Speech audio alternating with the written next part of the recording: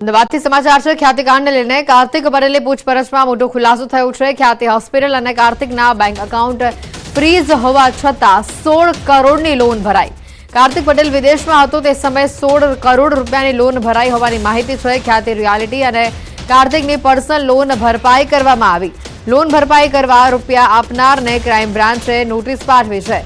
કયા સંજોગોમાં લોન ભરપાઈ થઈ તે જાણવા ક્રાઇમ બ્રાન્ચે તપાસ હાથ ધરી છે।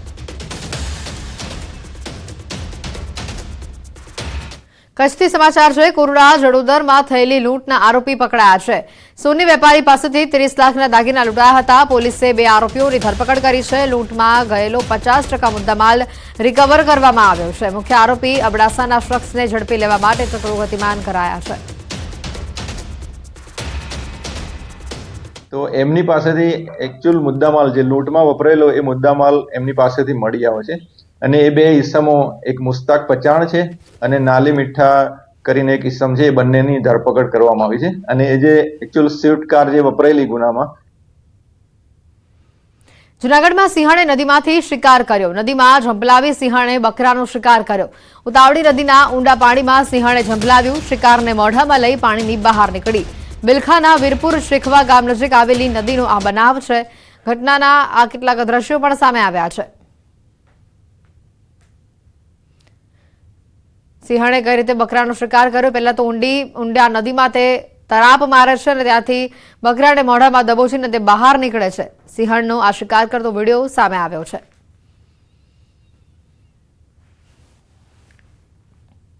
ડાંગથી સમાચાર આવી રહ્યા છે। વાંસદા વઘઈ રોડ ઉપર દીપડાના આંટાફેરા સામે આવી રહ્યા છે। રસ્તા પર ખૂંખાર દીપડો દેખાયો। વઘઈ નેશનલ હાઈવે પાસે મોડી રાત્રે દીપડો દેખાતા વાહન ચાલકોમાં ભયનો માહોલ જોવા મળ્યો। દીપડો દેખાતા વાહન ચાલકે દીપડાનો આ વિડીયો કેમેરામાં કેદ કર્યો। સોશિયલ મીડિયા પર દીપડાનો હાલ આ વિડીયો વાયરલ થઈ રહ્યો છે।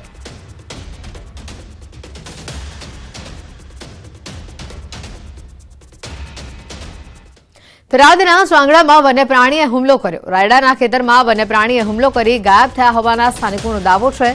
વન્યપ્રાણીનો મેસેજ મળતા જ લોકોના ટોળેટોળા સ્થળ ઉપર પહોંચ્યા હતા। થરાદ પોલીસ ઘટના સ્થળે પહોંચી વન વિભાગને સમગ્ર મામલે જાણ કરી। વન વિભાગ દ્વારા ડ્રોન કેમેરાથી શોધખોળ હાથ ધરવામાં આવી।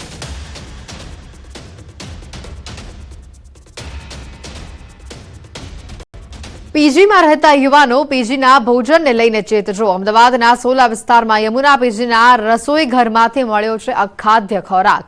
એએમસીએ ફરિયાદના આધારે પીજીમાં હાથ ધરી હતી તપાસમાં વાસી ખોરાક અને સ્વચ્છતાનો અભાવ જોવા મળ્યો છે। આ ઉપરાંત લાયસન્સ વિના પીજી ધમધમતું હોવાનું પણ સામે આવ્યું। એએમસી હેલ્થ વિભાગની ટીમે યમુના પીજીના રસોડાને સીલ કર્યું છે। યમુના પીજીમાં રોજનું 200 લોકોનું ભોજન બને છે। આસપાસ પીજીમાં વસતા લોકો જમવા આવતા હોય છે। એએમસીના આરોગ્ય વિભાગે પીજી સંચાલકને હાલ નોટિસ પાઠવી હોવાની માહિતી સામે આવી છે।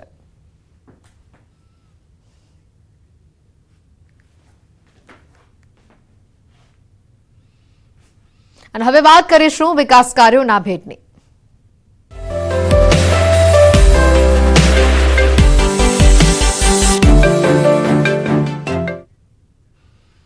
કેન્દ્રીય ગૃહમંત્રી અમિત શાહ ગુજરાત પ્રવાસ પર છે। કરોડોના વિકાસ કાર્યોની તેઓ ભેટ આપશે। રૂપિયા 651 કરોડના વિકાસ કામોનું તેઓ લોકાર્પણ કરવાના છે। ઝુંડાલમાં 100 કરોડના ખર્ચે બનેલા આઇકોનિક રોડનું તેઓ લોકાર્પણ કરશે। થલતેજમાં 13 કરોડના ખર્ચે બનેલા શીલજ તળાવનું લોકાર્પણ તેઓ કરવાના છે। બોડકદેવ વોર્ડમાં રૂપિયા 3.35 કરોડના ખર્ચે તૈયાર થયેલા વેજીટેબલ માર્કેટનો શુભારંભ પણ થાય તેવી શક્યતા છે। તો સાથે ચેનપુર અંડરપાસ ખુલ્લો મુકાશે। કેમ્પ સહકાર યોજના હેઠળ બનાવાયેલા 83 મકાનો અને 12 દુકાનોના કમ્પ્યુટરાઇઝ ડ્રોનનું આયોજન પણ કરવામાં આવ્યું છે। ગૃહમંત્રી અમિત શાહ રાણીપ ખાતે યોજાનારી વિશાળ જાહેર સભામાં નાગરિકો સાથે સીધો સંપર્ક સાધશે। વધુ માહિતી મેળવીશું, વધુ જાણકારી મેળવીશું। સંવાદદાતા ગૌતમ અમારી સાથે સીધા જોડાઈ ચૂક્યા છે। અહીંયા ગૌતમ, આજે વિવિધ વિકાસ કાર્યોની ભેટ અમદાવાદ શહેરને મળવાની છે। વિવિધ કામોનું લોકાર્પણ અને ખાતમુહૂર્ત અમિત શાહ કરવાના છે। વધુ અપડેટ શું?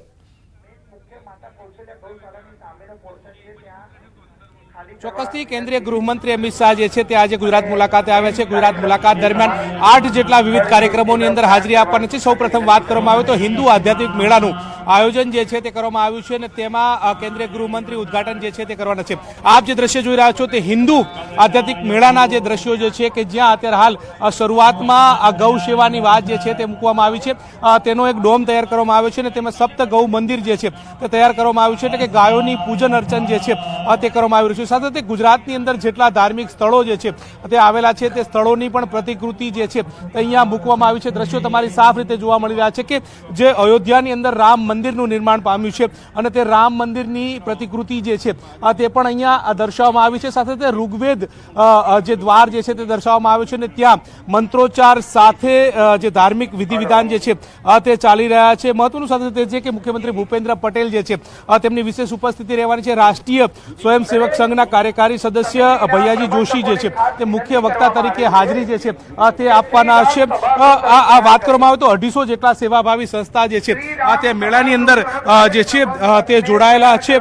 11 એકરની અંદર આયોજિત કાર્યક્રમની અંદર 11 કુંડી સમરસતા યજ્ઞ જે છે તે હાલ ચાલી રહ્યો છે. 11 થી પણ વધુ મુખ્ય મંદિરોનું જીવંત દર્શન જે છે તે દર્શાવવામાં આવ્યું છે. આ કલ્કી તીર્થધામ પ્રેરણા તીર્થનું તમે જોઈ રહ્યા છો કે તેની પણ અહીંયા પ્રતિકૃતિ જે છે તે મૂકવામાં આવી છે.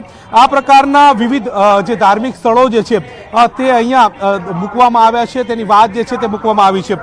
મહત્વનું સાથે સાથે એ છે કે જીએમડીસી ખાતે મિની કુંભના પણ લોકો દર્શન કરી શકે તે પ્રકારની વ્યવસ્થા જે છે તે કરવામાં આવી છે. 6 સિદ્ધાંતો આધારિત આ કાર્યક્રમની અંદર વિવિધ જે કાર્યક્રમો ડિઝાઇન કરવામાં આવે છે, જેમાં વન્ય સંરક્ષણની વાત હોય, વન્ય જીવોનું સંરક્ષણ હોય, જીવસૃષ્ટિનું સંતુલન હોય, નિરંતર પર્યાવરણની જાળવણીની વાત હોય, પારિવારિક તથા માનવીય મૂલ્યોનું જતન હોય, નારી સન્માનની વાત હોય, તમામ પ્રકારના જે વિષયો સાથે વિવિધ વ્યાખ્યાનો જે છે તે જોડાવાના છે. પરંતુ આ